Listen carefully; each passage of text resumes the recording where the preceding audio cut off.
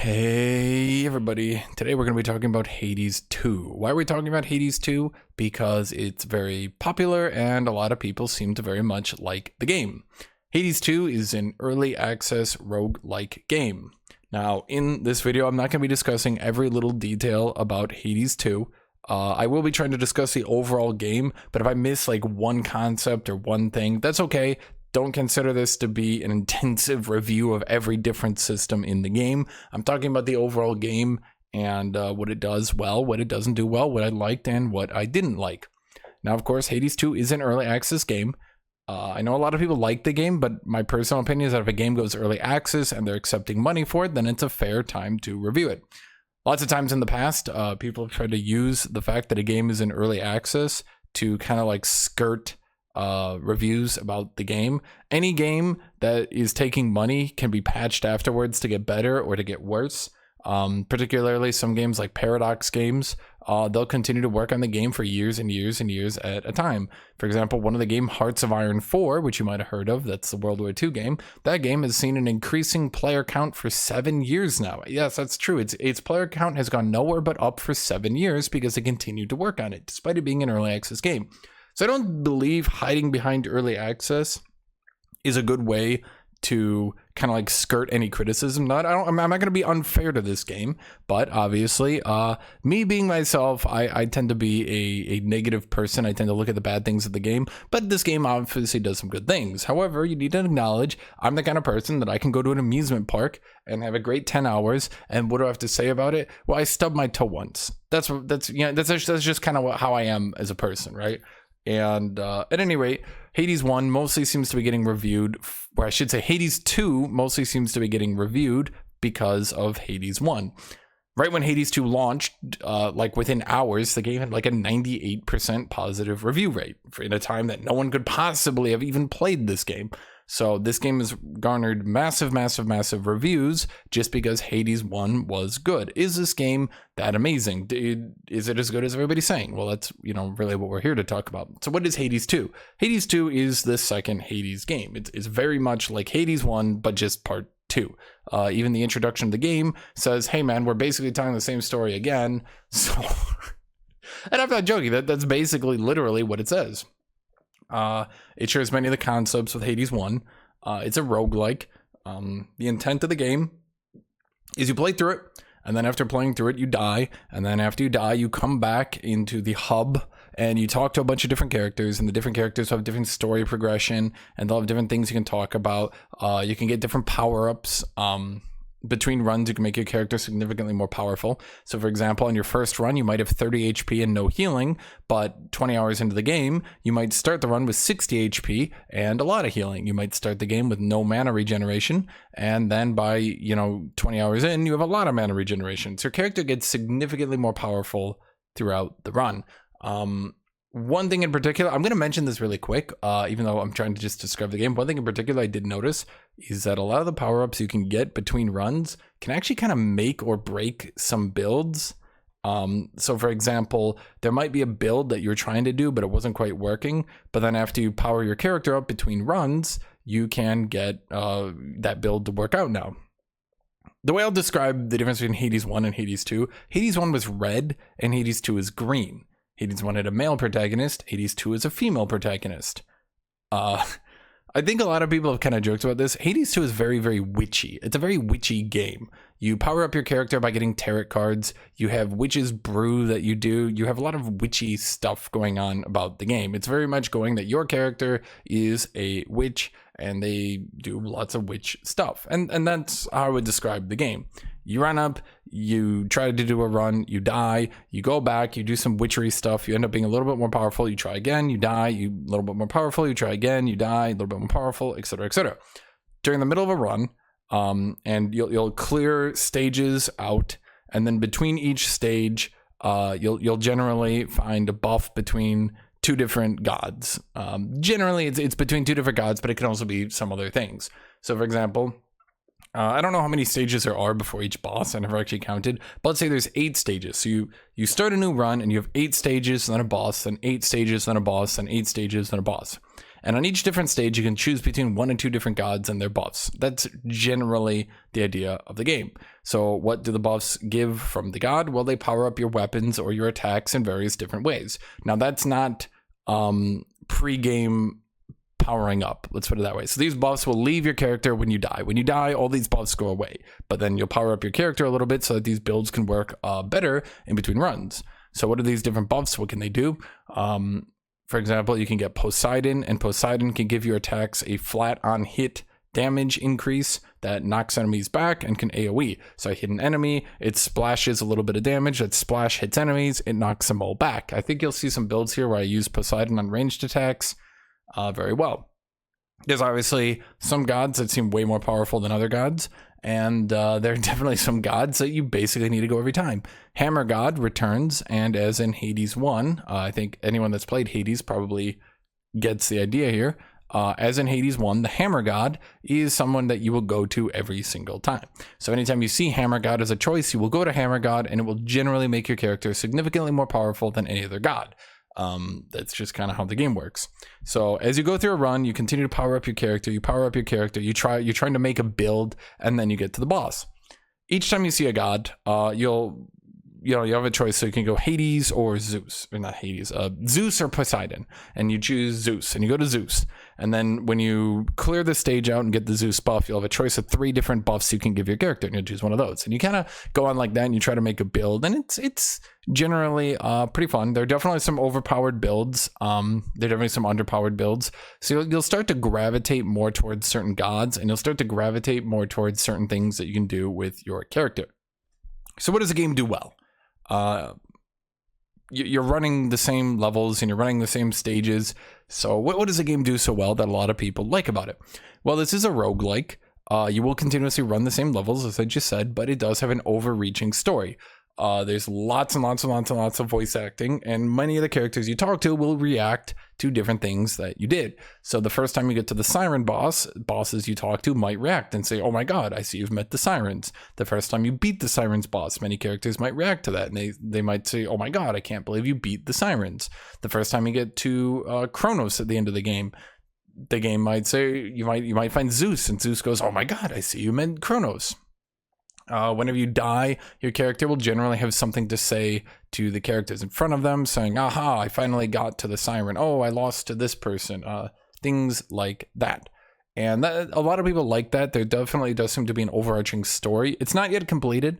I did actually beat the game. Or at the very least, I beat what was in the early access in the game. So the story is clearly not yet completed. Maybe you need to beat Kronos multiple times to see what's in early access. But it did give me, once I beat Kronos and then once I beat the Heaven area, it did give me the end, and it said, this is what we have in early access. So I said, okay, like I said, I'm good for now.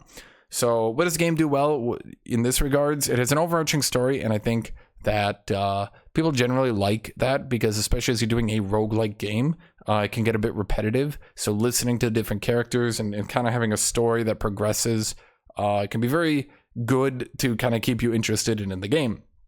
The art mostly seems to be sprite-based, painted art. I don't think they use any AI art, anything like that. Everything seems to be human-made. Everything seems to be designed. It has a certain aesthetic to it, a quality. Pretty much all the art in the game, at least the finished art, is very well done, and people generally like the artistic direction that they're going with that. So I'd say that the art in the game is very well done, and people will always like that. The voice acting, as you might imagine, is also very well done. Some of the characters sort of have like a quirk, and then they kind of get flanderized to that quirk. So Hermes is the god that's impatient and very fast.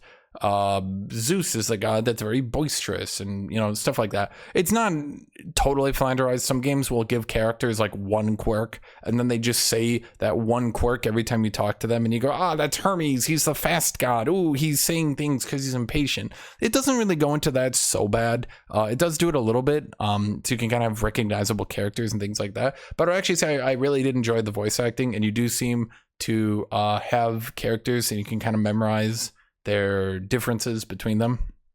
The build variety is also pretty good in this game. Now, I'm not saying every build is viable, and I'm not saying every build is perfect. I'm not saying you can do any god anytime and have a great build, but what I'm saying is they have laid the groundwork right now to having lots of different build variety. So for example, you can do a Poseidon on hit build, And then if you get the Hammer God that doubles your ranged attacks, the Hammer God again is generally overpowered. You can then shoot 2 ranged attacks from your staff. I should have some footage here for that. And then that'll splash into all the enemies and AoE them, and you'll end up doing a crap load of damage and end up being quite powerful. Aphrodite does more damage if you're closer to enemies and can give you flat damage on your weapon. So Aphrodite can give you a damage multiplier, but also then give you flat damage, so you can do a seriously significant amount of damage. And that just kind of build variety and different things you can do is definitely a positive for the game.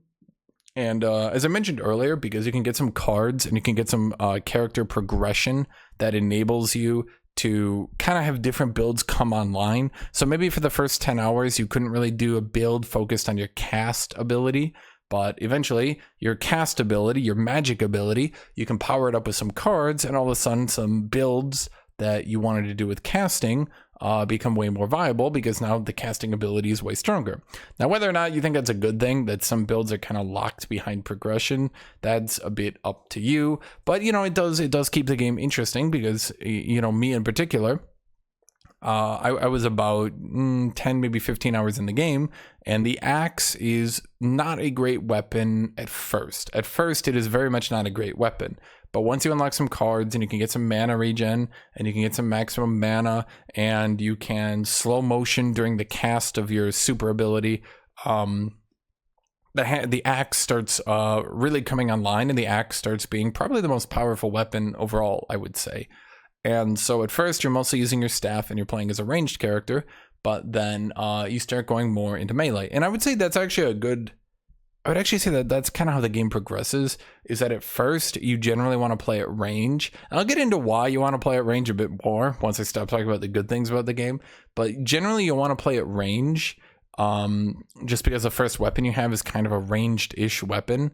And as you get more and more cards and you get tankier and you have more healing and you can trade with enemies for damage a bit more, you can definitely start going more with melee builds, and especially some of these cards really power up the actual attacks on the weapons, which allows you to do more melee builds.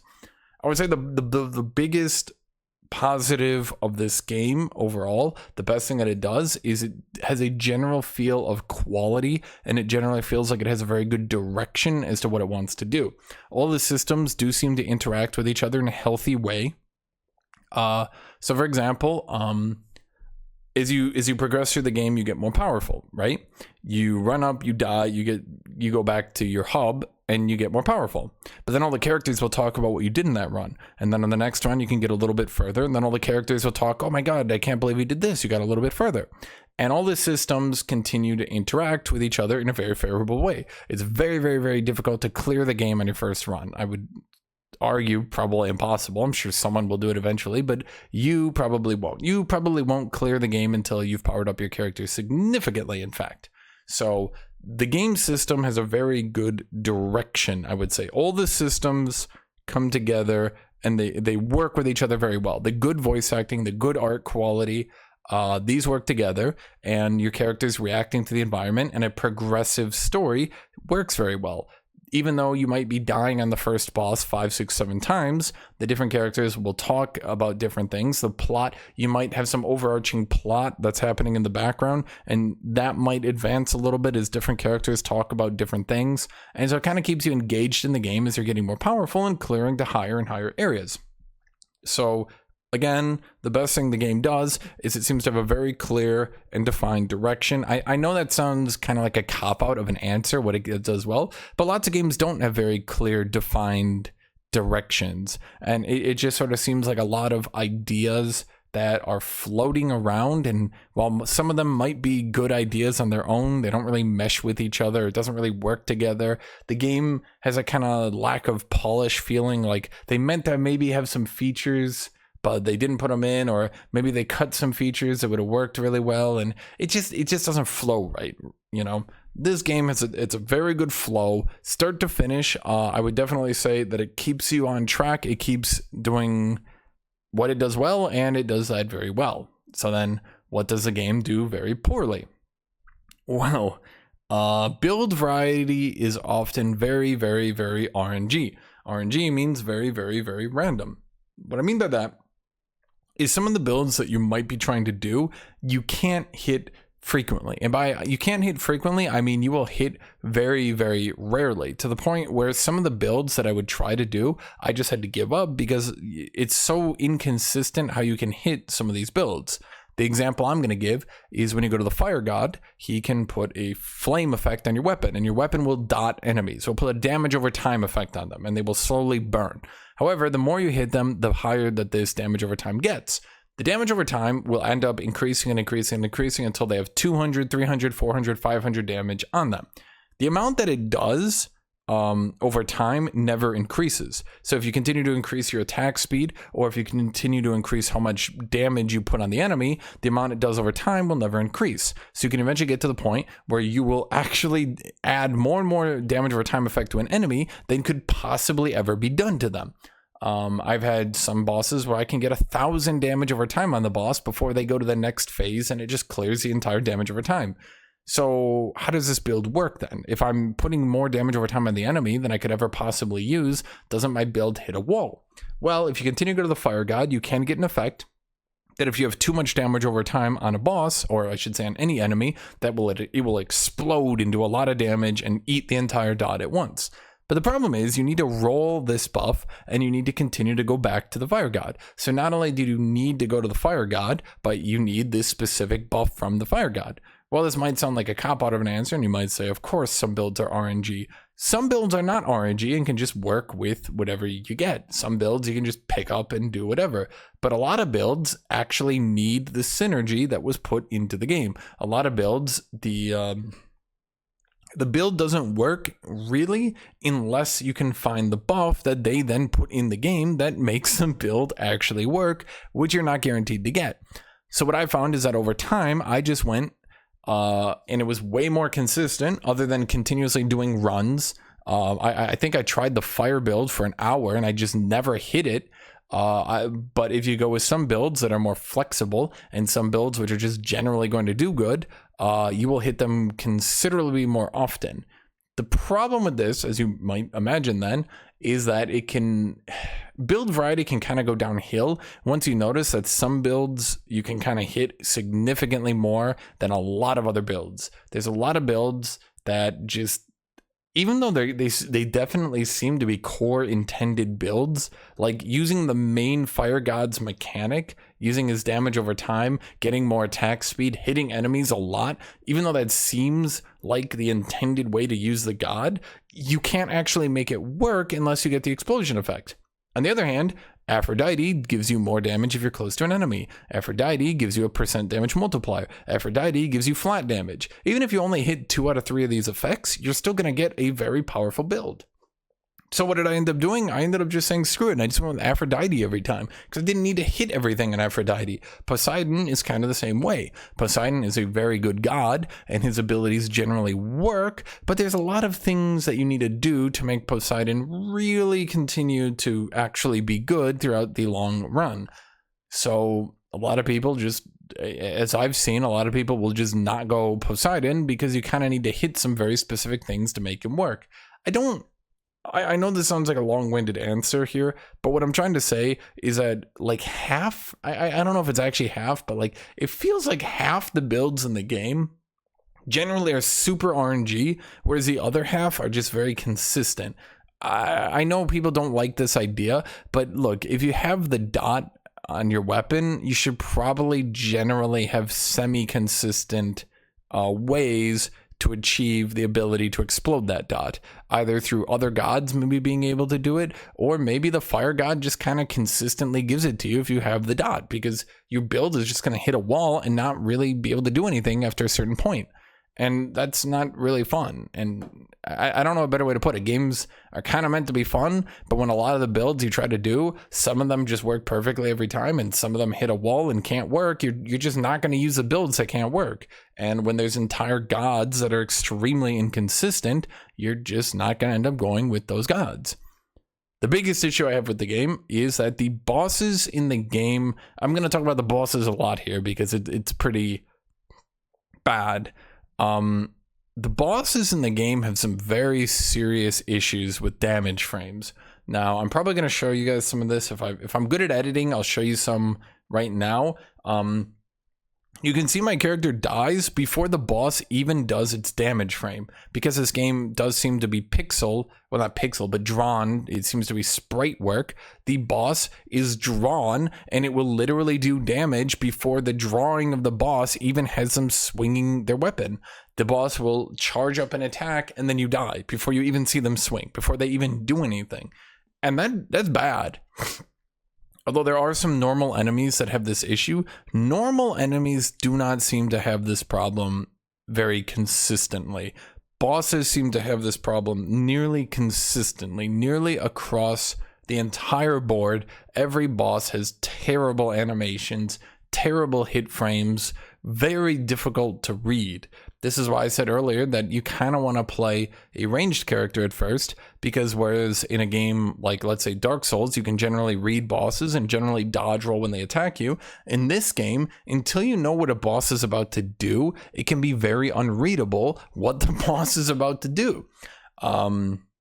One of the worst examples about this is a Cerberus fight. Cerberus is a three-headed dog. So many of his attacks are generally extremely hard to read what he's going to do, and so many of them do different things that you can't probably react to. For example, he can shoot out fireballs. Great, you see a fireball, but then it can just explode and send out a shockwave. Do you know when it's going to blow up? No. Can you dodge the shockwave? Yeah, you can, but how are you supposed to know that the fireball he shoots out is going to blow up and hit you? You're just going to eat some free damage until you kind of piece together that you need to kite that out.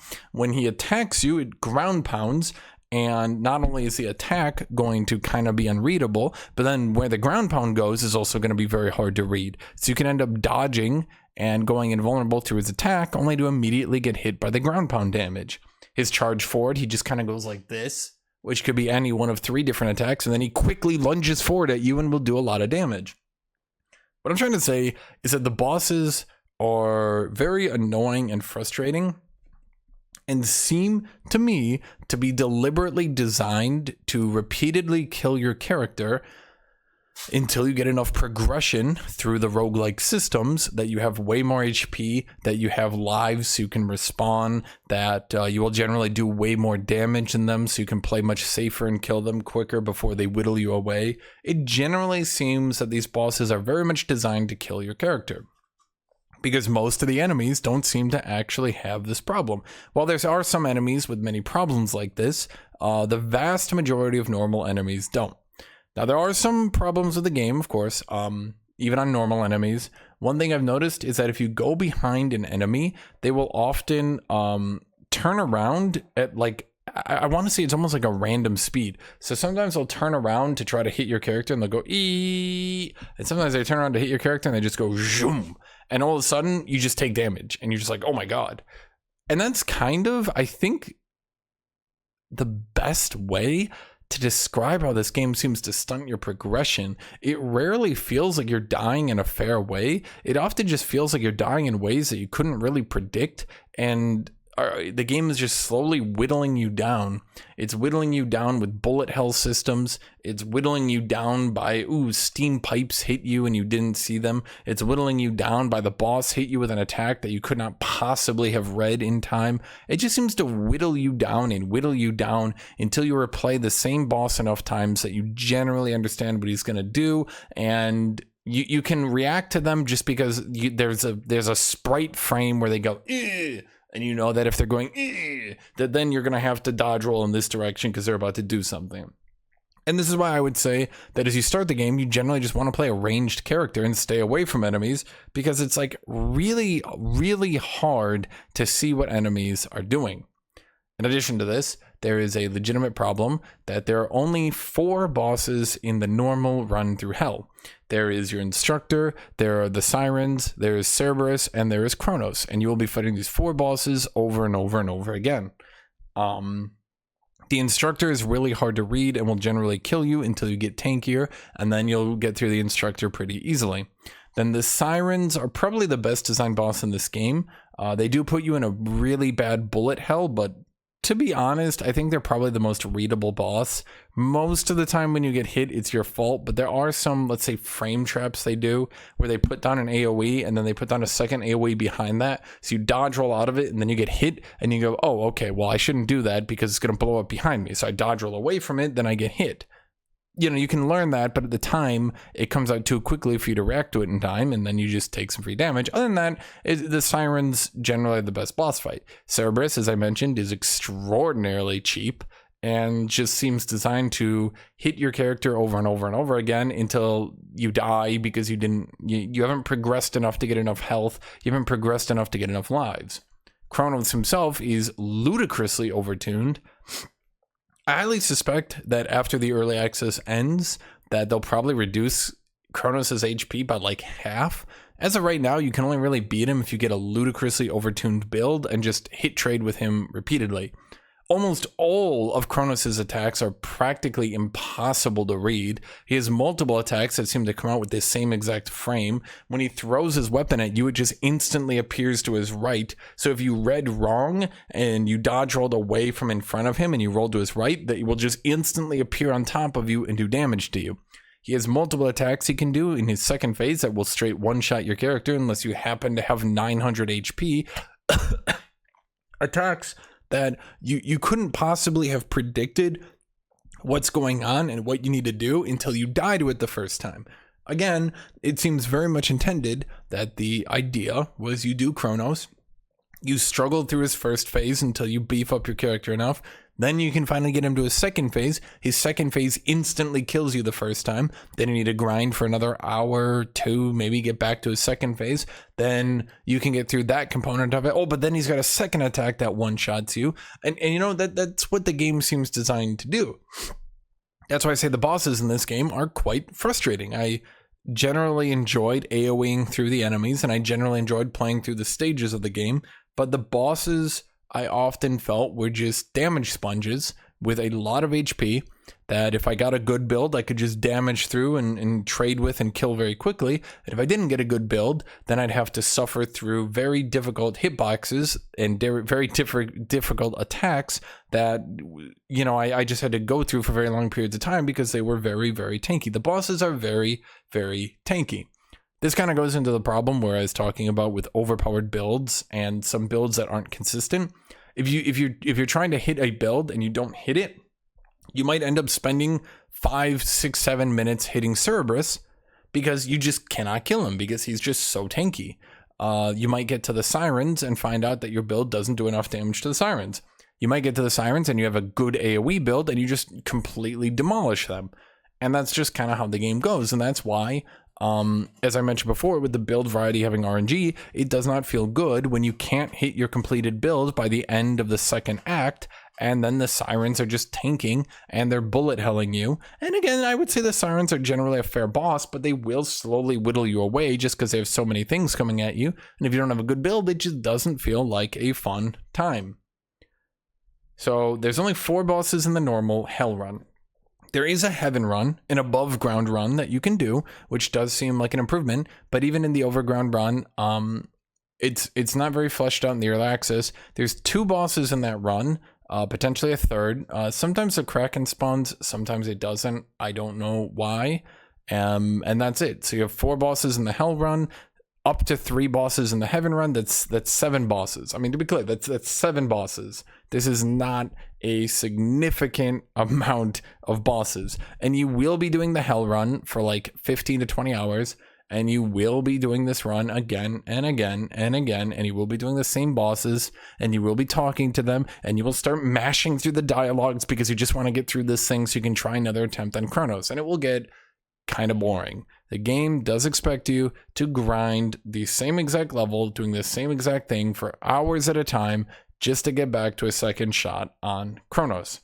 Now, some people like this, and some people think, you know, oh, I like this. You know, again, it does seem designed towards this, as I mentioned earlier. The game is designed, and it is funneled in a way to get you to die over and over so you can experience the story, so you can experience the different characters talking to you, so you can level up your characters, so you can participate in these different things. But here's a significant complaint. It doesn't feel fair the way it tries to kind of cheat its own system and kill you in very cheap and unfair ways. So, what is my overall opinion of the game? I would say that this game is very good quality and does not have many issues. This might sound a bit silly, but one of my only issues with the game is knowing what multiplier multiplies other multipliers and knowing what multipliers add together. By that what I mean, if you do 50% more damage and you get another 50% more damage buff, sometimes you will do 200% damage. Sometimes you will do 225% damage. I'm fairly confident through my relaxed testing that chaos buffs multiply other multipliers, whereas most other buffs seem to be additive together with each other. That is, I would say that's actually an issue with the game. It's just sort of a readability issue. Everything else is pretty much readable, and I know that's a very niche and specific complaint. And that's why I'm saying it, because it is a very niche and specific complaint. Pretty much everything works as you think it's going to work. Does Poseidon do on-hit AoE? Yes. Do you double your attacks? Then Poseidon will double on-hit AoE. So I hit an enemy, it AoEs. I hit 2 enemies with that attack, I get 2 AoEs. If I hit 2 enemies with 2 attacks because my hammer doubled my attacks, then 4 AoEs will go off. Do you get the idea? It generally works the way that you think it's going to work, which makes it, in a lot of ways, very consistent, and it makes it very easy to read what the viable builds will be as you go through the game. In fact, I think there was only one very niche, specific time where a build did not work the way I thought it was going to. And that's when I got an ability. I got a hammer effect that changed my ranged attack. It would hit an enemy, then go into another enemy, then go into a third enemy. So it'd hit one, bounce into another, bounce into a third one. The second and the third bounce did not proc on hit effects. That is the one singular time, I promise you that is a one singular time in this game something did not work the way I thought it was going to work. And even that, I suspect, is probably a bug that will get patched out. So I would say they have a significant quality on things work the way they say they're going to work. Things work as you expect them. In these sorts of games, that's actually quite important, and in my opinion, is actually a very high mark on the game. I would actually say that's a very good thing about this game. Often in roguelikes, things won't stack, things won't work the way you think they do, and that feels terrible when you go with the build and you realize, oh, this doesn't work, and then you feel like crap, right? I've only experienced that a single time in this game. Unlike other early access games, unlike other games I've played, this does not feel like a minimum viable product. I mentioned this earlier, but when I played Darktide and I played the early release of Darktide, it did very much seem like a minimum viable product. It very much seemed like a game where they had an idea, they had a decision, and then they just shoved it out the door and sold it to people. I say this because in my Darktide review, I kept giving, I don't know if I mentioned this as I talked through this, but in my Darktide review, I kept giving it so much rope to work with. I kept saying, okay, well, here's some leeway, and I kept saying, well, maybe they'll fix it after the early access, maybe they'll fix it after this preview build, maybe they'll add more content here, and then the game came out and it sucked. This game, I don't think I need to do that. You will probably get a good 20 hours out of this game, and it does not feel like a minimum viable product. It also does feel, and this is just my gut feeling, it does feel like a sort of game that will be worked on a lot, and that the small issues that it does have will be worked on. I probably don't think that the hitbox issues will be worked on. It does very much seem intended. It is a very frustrating thing. The replayability of the game is extremely high. As I said, you'll probably get 20 hours in the game, but I would say the reason that you have a lot of replayability is because Chronos is extremely overtuned right now. That does seem to be an issue with the early access, where they wanted something to gate you from finishing the game.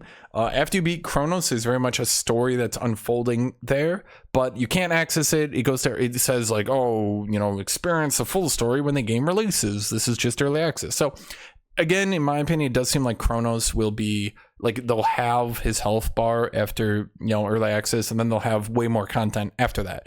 But for now, a lot of the content just comes down to you getting completely walled on Chronos. after you beat Chronos, you probably are going to be done with the game and you're not going to go back and replay it. I would recommend this game 100%, obviously, if you liked Hades. If you enjoyed playing Hades, this is just Hades Part 2. So I would say that's a very fair way to look at the game. So I would very much recommend it for that. But here's an addendum here. It currently has 94% positive reviews on Steam, which would make it one of the best games of all time. And I don't entirely agree with that, especially not right now. It is not one of the best games of all time. It is a good game, but it's definitely not there. And I would say most people are just reviewing it because of Hades 1. So if you're expecting to go into this game and experience one of the greatest games you've ever played in your life, you're probably not going to get that. You're going to get a good game that is very much a work in progress that will probably get better over time. But I can't really say because I don't see the future. It's just my gut feeling that it will obviously get very better over time. And that's it. So that's all I have to say on Hades 2. So thank you all for watching. Thank you all for being here. And as always, I hope you all have a great rest of your day.